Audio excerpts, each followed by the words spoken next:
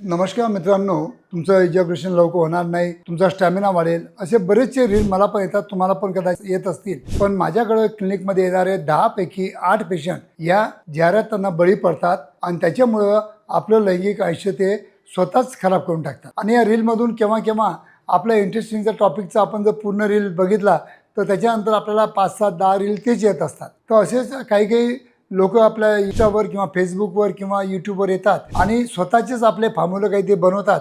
तर लोकांना असं वाटत असतं की काहीतरी आपल्याला एक जादूही आपल्याला काहीतरी फॉर्म्युला भेटला पाहिजे, ज्याच्यामुळं माझ्या इंडियामध्ये खूप चांगले ताठरता यायला पाहिजे आणि माझं 1 ते 2 तास इंटरकोर्स चालला पाहिजे, म्हणजे वीर्यपतन लवकर व्हायलाच नाही पाहिजे.